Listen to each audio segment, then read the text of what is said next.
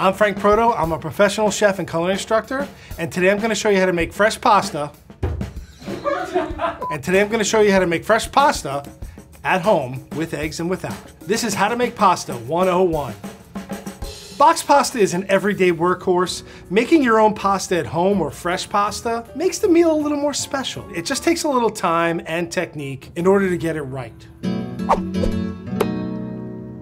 I'm gonna make two doughs today, one with eggs and one without. For my egg pasta, I'm using an Italian 00 flour. 00 flour is more finely ground than an all-purpose or a bread flour. All that really means is that this flour is milled or ground up really fine. It supports that whole fine, delicate pasta that egg pastas make. But if you don't have 00, use an all-purpose or a bread flour. If that's what you got, use it. And then I'm gonna take my hand and just make a big well. Make sure you make this well big enough to hold the eggs. If you have a tiny well, and then crack 2 eggs in, the eggs overflow, and we don't want that. Make it big, don't be afraid. Make a nice big volcano.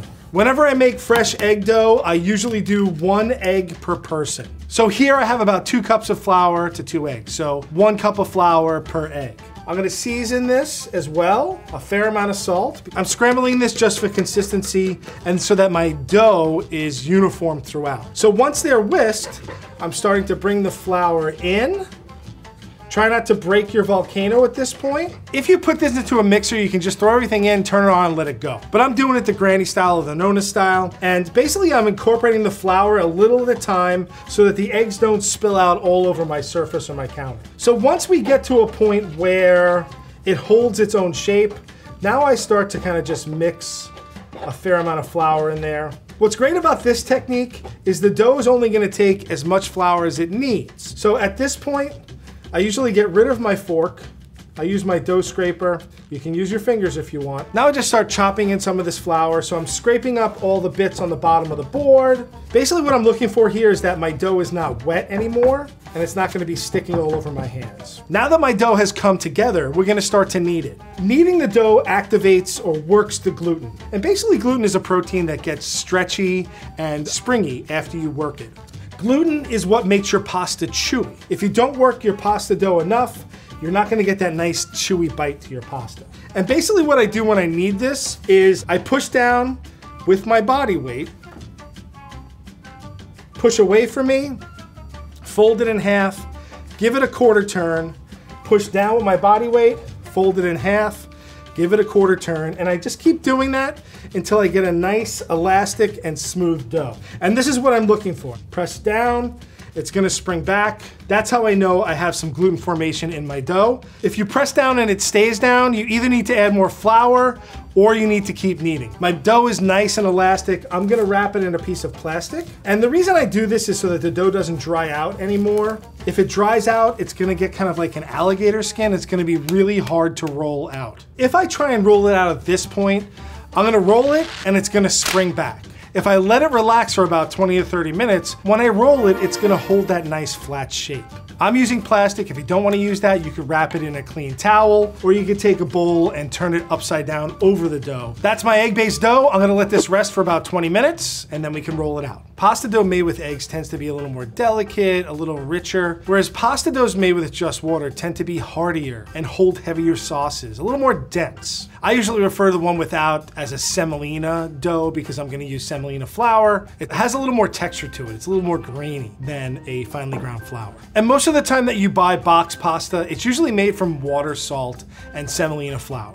So I have about 2 cups of semolina and about 2/3 cup of water and a hefty pinch of salt. Don't break the walls of your volcano and start working in your semolina. I love using bench scrapers. They cost about $1 and they're a great gadget to have to clean up surfaces, to cut doughs, and they're totally worth it. It's a super versatile piece of kitchen equipment that costs nearly nothing, okay?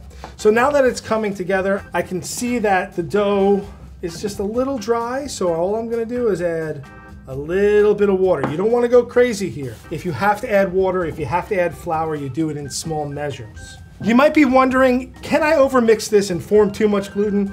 Yes, you can, but by that time you'd probably be passed out on the floor because you're so darn tired. Your arms will wanna fall off, and we're gonna wrap this for the same reason we wrapped the egg dough. We didn't want it to form a skin. Put it aside, let it sit for about 20 minutes, and then we can roll that out too. We're gonna start with the semolina dough. I'm gonna put the egg dough aside. Forget about it for a sec. It's gonna be okay. Just leave it alone. Cavatelli is basically a smooth outside with a shell-like interior. It looks kind of like an elongated seashell. Cavatelli tends to be a little more dense. It tends to be a little more of a hearty and chewy pasta. That's why this semolina dough works really well for it. Cavatelli can be formed with just your hands. I have a couple of pieces of equipment I'm gonna use as like options. You can see different options for it. I'm gonna cut a little piece of the dough off and leave the rest covered because I don't want this to dry out. What I'm gonna do here for the cavatelli is just roll this out into a snake. So I'm just gonna cut these into kind of a little long nuggets. I try and keep these at a uniform size so that all the pasta cooks evenly. They don't have to be exact, just try and keep them as uniform as possible. Now, you could buy a gnocchi board. They're about 10 bucks online, but I had a tree go down in my backyard and I made this one myself. You can see more projects like this on my other channel, Proto Makes.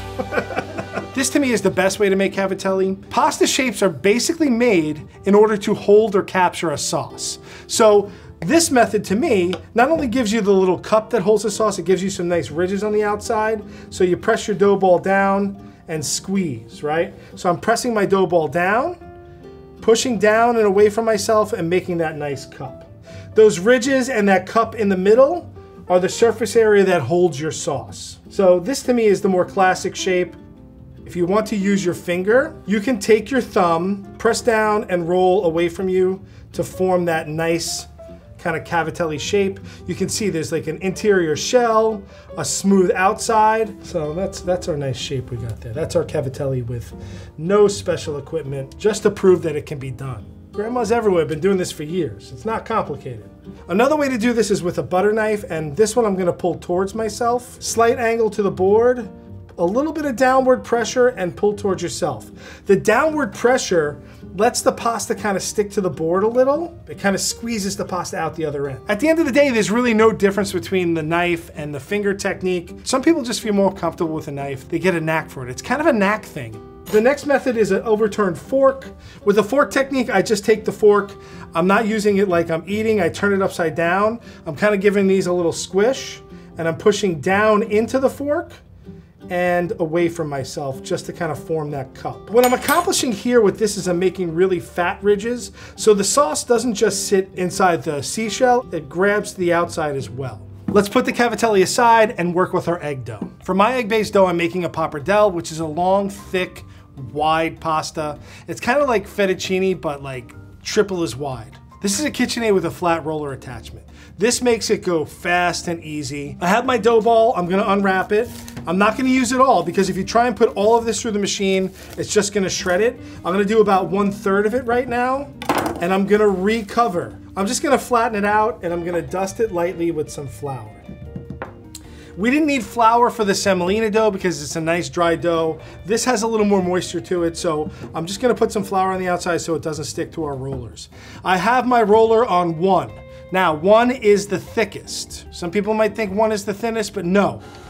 I roll it through with one hand and I get it with the other hand. One thing I like to do now is give it a fold, and all that this does is make my pasta a little more square and even. And I'm gonna leave it on that number 1 setting and have it go through again.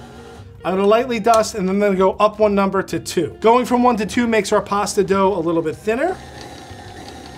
As long as there's enough flour on here, you can go down another 1 to 3 and make it a little thinner. My goal here is to go from number 1 to number 7. Number 8 tends to be a little too thin. As you get faster with this and better at this, you can just go down the numbers. At this point, it's starting to get long and a little unruly. I like to use the backs of my hands, not my fingers, because I don't want my fingers poking through. Now I'm down to 7, which is the number that I want to hit. Roll it into the machine. If you're gonna do this by hand, you would basically roll this out with a little flour and a rolling pin, and then you need a nap afterwards because it takes a really long time to do.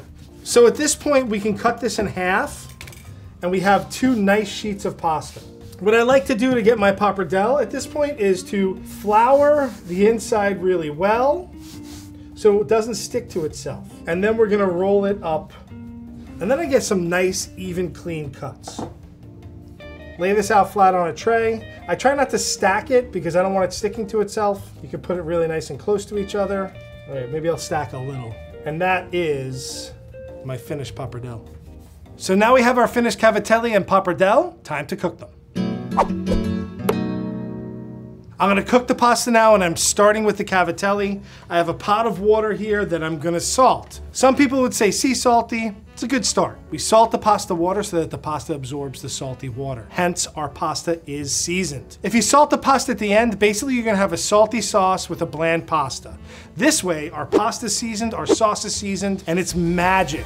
The water is seasoned, and I want it to be boiling before I add the pasta in. When I put the pasta in, it's gonna stop boiling, but I want it to come as quickly as possible back up to the boil. So first of all, the pasta doesn't stick together, and it doesn't just sit on the bottom and start to get mushy. We want this pasta to have texture. And if it's not boiling and not moving around, it's just gonna mush out and get soggy. Water's boiling, water is seasoned, pasta goes in. Give it a stir so it doesn't stick to the bottom and it doesn't stick to each other. How do you know when your pasta's done? For me, the only way you know that your pasta is done is to actually taste it. People say, throw it against the wall. What does that prove? My pasta is starchy. That proves nothing to me. Eat it, taste it, put it in your mouth hole. While my pasta's cooking, I always have my sauce ready to go. The sauce waits for the pasta, not the other way.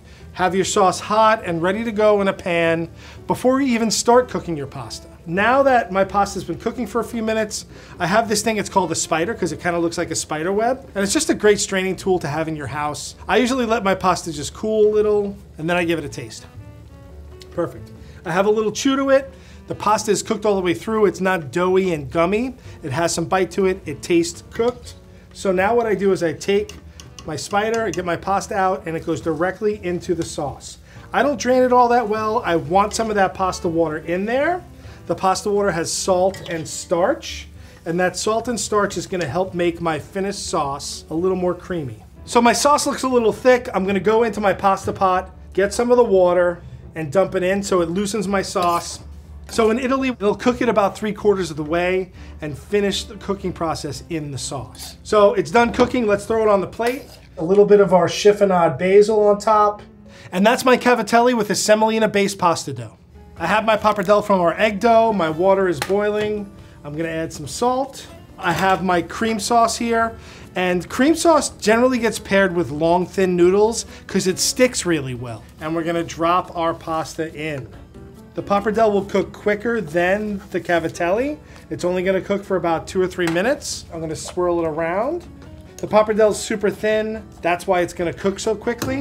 I like to use tongs for long, thin pasta. A spider, usually it's kind of just problematic and they fall off the spider, so I feel like tongs are the best way to go with this. Let it cool off, give it a quick taste. Smooth, silky, just a little bit of bite to it. I'm gonna take a little bit of that pasta water, swirl it around.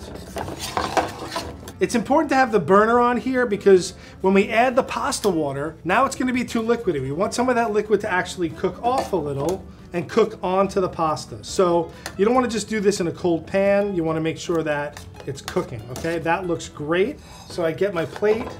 I'm gonna give this a little bit of a twist so it makes a little bit of a bird's nest. Just get my spoon under it so I don't drip everywhere. And that's my pappardelle made with egg pasta with a cream sauce. So there it is. It's our semolina-based cavatelli with a nice rich tomato sauce and our egg-based pappardelle with a cream-based sauce. Yes, it's easy to use pasta out of the box, but when you make someone homemade pasta, they know they're loved. It feels like a big hug. Both of the pastas I made today have simple, humble ingredients and a little bit of technique. And if you follow the techniques that I laid out here today, you will be able to make professional grade pasta at home.